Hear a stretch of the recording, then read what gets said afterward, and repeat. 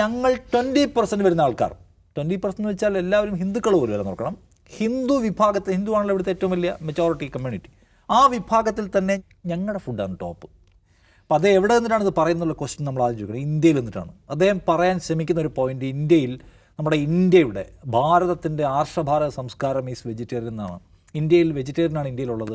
ഇവിടെ കുറേ ആൾക്കാർ ബീഫ് കഴിക്കുന്നതാണ്. അപ്പോൾ വെറുതെ ഒന്ന് ഗൂഗിൾ ചെയ്ത് നോക്കണം, ഇന്ത്യയിൽ എത്ര ആൾക്കാർ മാംസം കഴിക്കുന്നവരാണ്. 70 to 80% ആൾക്കാർ മാംസം കഴിക്കുന്നവരാണ് ഇന്ത്യയിൽ. 80% ആൾക്കാർ മാംസം കഴിക്കുന്ന രാജ്യമാണ് ഇന്ത്യ. ബാക്കി 20% മുട്ട കഴിക്കുന്നവരുണ്ടാവും. അതെ, ബാക്കി 20% മുട്ടയും കഴിക്കുന്നവർ കഴിഞ്ഞ് തുലവും തുച്ഛം ആൾക്കാർ മാത്രമാണ് ഈ മനോഹരം എന്ന് വിളിക്കുന്ന, എല്ലാം കൊണ്ടും എന്താ പറയുക, ഗാംഭീര്യമുള്ളതെന്ന് വിളിക്കുന്ന ഈ വെജിറ്റേറിയൻ കഴിക്കുന്ന ആൾക്കാർ.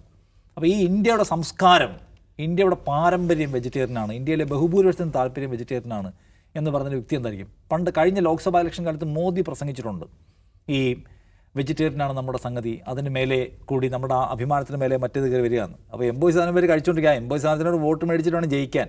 അപ്പോൾ കാര്യങ്ങളെക്കുറിച്ച് ധാരണയില്ലാതിരിക്കുക ആണോ ഒന്നാമത്തെ കാര്യം? ഇല്ലാത്തതാണോ പ്രശ്നം? അതോ ഞങ്ങൾ 20% വരുന്ന ആൾക്കാർ, 20% എന്ന് വെച്ചാൽ എല്ലാവരും ഹിന്ദുക്കൾ പോലും വരെ നോക്കണം. ഹിന്ദു വിഭാഗത്തിൽ, ഹിന്ദു ആണല്ലോ ഇവിടുത്തെ ഏറ്റവും വലിയ മെജോറിറ്റി കമ്മ്യൂണിറ്റി. ആ വിഭാഗത്തിൽ തന്നെ ഞങ്ങൾ ബ്രാഹ്മിൺസിൻ്റെതാണ് എന്ത്? വെജിറ്റേറിയൻ. ബാക്കിയുള്ളവർ ബഹുഭൂരിപക്ഷം ഇന്ത്യയിൽ എന്ത് കഴിക്കുന്നു? മാംസം കഴിക്കുന്നവരാണ്. മീനും ബീഫും ഒക്കെ കഴിക്കുന്നവരാണ് ഇന്ത്യയിലുള്ളവർ. അവരൊന്നും പോരാ. ഞങ്ങൾ എലൈറ്റ് ക്ലാസ് ആയിട്ടുള്ള ഒരു വിഭാഗമുണ്ട്. ജാതീയമായി ഞങ്ങളുടെ ഫുഡാണ് ടോപ്പ്. അതിപ്പോൾ നിങ്ങൾ പറയും ഈ ക്രിസ്ത്യാനികളും മുസ്ലിങ്ങളും ഒക്കെ ബീഫ് അങ്ങനെയല്ല കാണുന്നത്. അത് കഴിക്കാത്ത അല്ലാത്തവരുണ്ട്.